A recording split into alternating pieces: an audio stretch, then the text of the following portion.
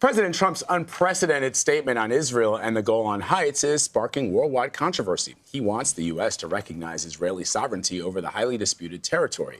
Israel seized the area from Syria during the war in 1967 and then annexed it in 1981. Now, the move has never been recognized internationally. President Trump's statement is seen as a major shift in decades of U.S. policy.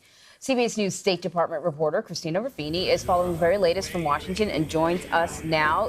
To start off with, Christina, why is the Golan Heights highly disputed? What's so significant about this area? So the Golan is this 500 square mile strip of high elevation land, hence the word heights, in the Levant between Israel and Lebanon. And it has these great sweeping views of the landscape. But because of that, Syrians used to use it to shell the Israelis. So during the Six-Day War in 1967, the Israelis took it and they've pretty much held that ground ever since. In the 1980s, Israel annexed the Golan, but it's not recognized internationally. The UN considers it occupied territory, and until yesterday, the US did as well. So, Christina, as we mentioned, this announcement by President Trump to recognize the Israeli sovereignty over the Golan Heights is kind of considered a major shift in policy. Give us some context for this and what the tweet actually means. Officially, we don't have much context. We had no warning this announcement was coming yesterday. People we called at State, NSC, and other agencies seem to be taken a bit by surprise on the timing, if not the policy itself, because it's not completely unexpected. This administration has been incredibly friendly towards Israel. They moved the embassy to Jerusalem. They pulled out of the JCPOA, which is the Iran nuclear agreement, and was a huge priority for Israeli politicians pretty much from all sides of the political spectrum. And we've seen Republicans on Capitol Hill, including Lindsey Graham, pushing for recognition for the Golan in recent weeks. However, many of us were expecting this announcement to come when Israeli Prime Minister Netanyahu came to the U.S. next week to meet President Trump and to attend AIPAC.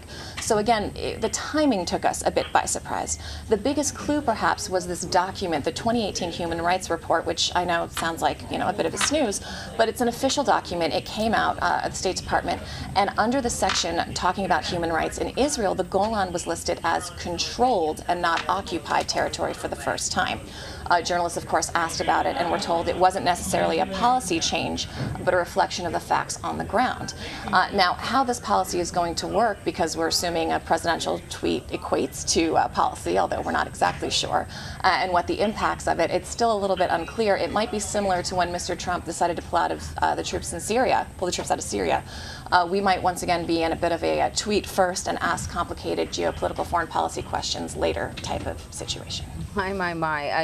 You brought up the timing. The other thing that people are sort of pointing out is that this is happening exactly when we're just weeks ahead of a election in which Benjamin Netanyahu is seeking re-election. And, he's embattled right now. He's facing corruption charges and other things. Yeah, it's significant because the Prime Minister, like you said, is not only facing a tough re-election, but he's facing a criminal indictment for corruption and other charges that could land him up to 10 years in prison. So he doesn't need just to win, he needs a really big victory, because one of the things he could potentially do if he gets enough seats, the election is in April.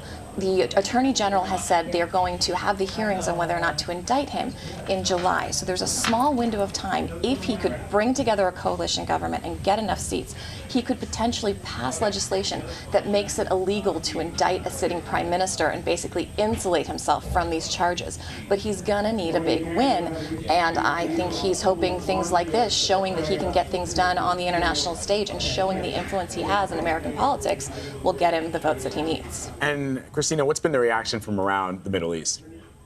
Well, Syria obviously is not pleased. The U.S. and Syria don't currently have the best or any diplomatic relations.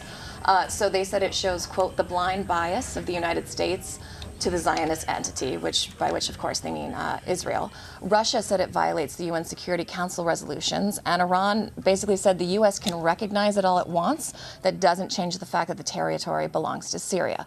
But look, even America's allies haven't been lining up to endorse this decision. The EU issued a statement saying that it doesn't consider the territory part of Israel, and that's been the long-standing consensus of the international community for decades. So Secretary of State Mike Pompeo was actually asked about the president's decision. He was speaking on the Christian broadcast network, and he was speaking in Jerusalem. He was asked if the president was sent by God to defend Israel from Iran's aggression.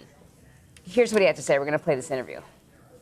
Today's being Purim, celebration, Jews worldwide. And here in Jerusalem, we're talking about the fact that Esther, 2,500 years ago, saved the Jewish people with God's help from Haman. And now, 2,500 years later, there's a new Haman here in the Middle East that wants to eradicate the Jewish people just like Haman did the state of Iran.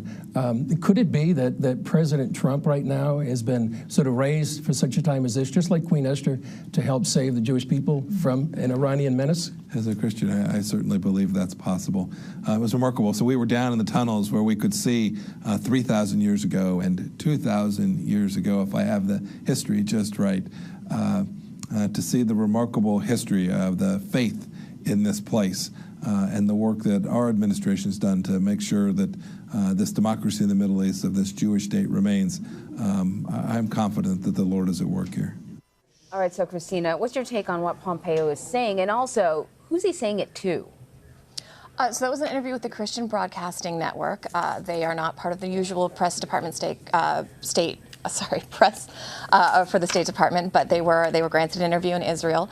And look, the Secretary is an evangelical Christian. He's made no secret of it. It's part of his faith, is part of who he is. It's part of his identity, and it's something we've been hearing from him a lot lately, especially in places like Iowa and Kansas. He's been touting his evangelical credentials, and he was in a holy site that's considered holy to his faith and many other faiths around the world.